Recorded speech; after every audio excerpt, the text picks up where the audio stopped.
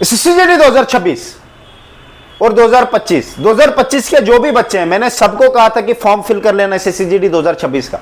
क्यों कहा था भाई? इसके पीछे रीजन है भाई। मैं आप लोगों के कोई ऐसे नहीं कह रहा, आप बोलोगे 100 रुपए वेस्ट हो जाएगा, क्या बात हो गई मेरे भाई? अगर तू ऐसे भी तो हो सकता है, अगर नौकरी नहीं लगी 70,000 तक बच्चे अगर मेडिकल में फिट हुए हैं, अगर उन्होंने लेने कितने उन्होंने, तो बाकी कहां जाएंगे? वो कौन है बाकी? आप ही लोगों में से। ये मत सोचना मेरा हाई स्कोर है, क्या पता डॉक्यूमेंट में कोई मिस्टेक हो, ठीक है? कोई बड़ी बात नहीं, ज्यादा फीस भी नहीं है, ये फॉर्म फिल कर लेना। अभी आपने देखा भी होगा झारखंड में फिर से मेडिकल कराया जा रहा है। क्यों कराया जा रहा है? अगर शुक्र करो उन बच्चों के लिए कि ये अभी मेडिकल डेट है 2026 की। अगर इन्होंने बाद में कराया होता, ये जब डेट खत्म हो जाती है एसएससी जीडी की, फिर इन्होंने मेडिकल कराया होता, क्या करते बच्चे? कुछ तो फेल होते हैं ना बीच में, वो कहां जाते? क्योंकि उन्होंने फॉर्म भी नहीं फिल किया था। यही होता है, बहुत बार होता है ऐसे पीछे, किसी का डोजियर गुम हो जाता है, किसी के डॉक्यूमेंट गुम हो जाते हैं, दोबारा से उनको बुलाते हैं डॉक्यूमेंट के लिए, मेडिकल के लिए दोबारा से बुलाते हैं भाई। इसीलिए मैं आप लोगों को कहता हूं, ठीक है, कभी भी रिस्क नहीं लेना है, अपने वो भर के रखो। ऑलरेडी अगर नहीं भी हुआ, बाद में अगर 3 महीने बाद भी निकालेगा, घर तो आएगा ना, पता होगा यार मैंने ऑलरेडी एक फॉर्म फिल कर रखा है, रिविजन करेगा, दे देगा एग्जाम फिर से। रिस्क तो नहीं है ना, कहीं फंसे तो नहीं।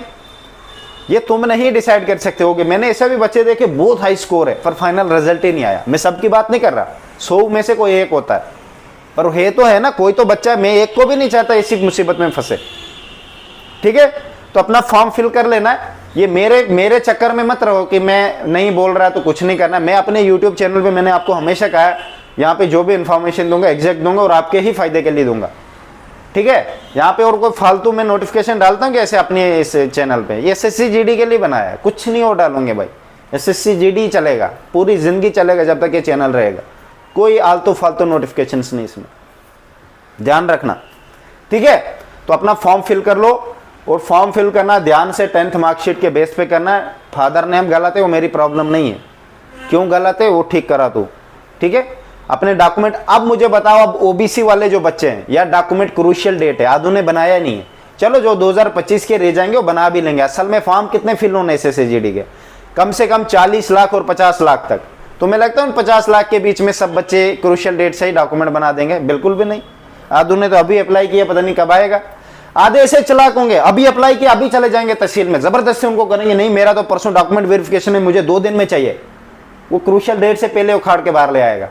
आधे रोते रहेंगे, आधे बोलेंगे मैंने भर दिया देखेंगे, 40 दिन बाद आएगा। 40 दिन तो होता है उनके पास टाइम, तुम 40 दिन तक कुछ कर नहीं सकते। उनको भी 40 दिन से ऊपर नहीं देना चाहिए।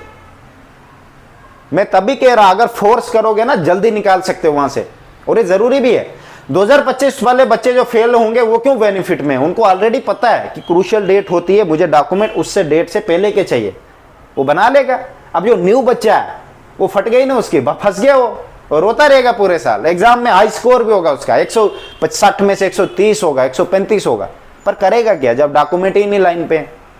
मैं इसलिए आप लोगों को कहता हूं क्रूशियल डेट ये सब चीजें देख लिया करो पहले।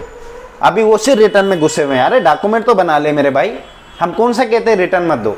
डॉक्यूमेंट इंपॉर्टेंट है, यही चीज आपको लास्ट में बनाएगी, ठीक है? रिटर्न तो देना आपने, वो दे लोगे। कितना टाइम लगता है डॉक्यूमेंट बनाने में? जबरदस्ती जाओ तहसील में, ऑफलाइन ही बनाओ, बोला मुझे करके दो, मेरी कल झूठ बोला मेरी कल डॉक्यूमेंट वेरिफिकेशन है, 30 से पहले निकलवा के ले आओ, 1 जनवरी 30 से। उसके बाद का फिर गेम अगली, जैसे इस साल हुआ, अभी तो इस साल इधर हुआ ना, अभी तो उधर होना है एसएससी जीडी के उधर, ठीक है? वो डिसाइड करेंगे, मैं कुछ नहीं कर सकता। मैं तो चलूंगा एसएससी के रूल के हिसाब से, चाहे आपके खिलाफ बात जा रही हो नहीं जा रही हो, चाहे तुम मेरे दोस्त हो चाहे मेरे बेच के हो, मुझे कोई फर्क नहीं पड़ता इससे भाई।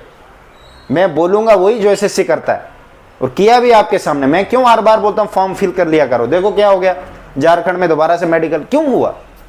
यही बात होती है। मैं आप रिस्क में नहीं लेना है, कभी भी रिस्क नहीं लेना। अगर लाइफ का जब ये इस गोल्डन एज से निकलता है ना बच्चा, जैसे 18 और 25-26, यही एक एज होती है जिसमें आपकी लाइफ और फ्यूचर डिसाइड होता है, आप कौन से रास्ते जाना चाहते हो।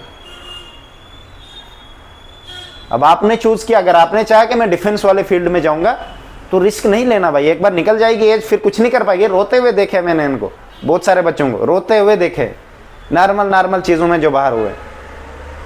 मैं क्या करूं, मैं कैसे समझाऊं? मैं तो यूट्यूब चैनल पे डाल देता हूं, अब कोई देखेगा तो देखेगा, नहीं देखेगा हम कुछ नहीं कर सकते मेरे भाई, ठीक है? फिर भी मेरी तरफ से बेस्ट ऑफ लक।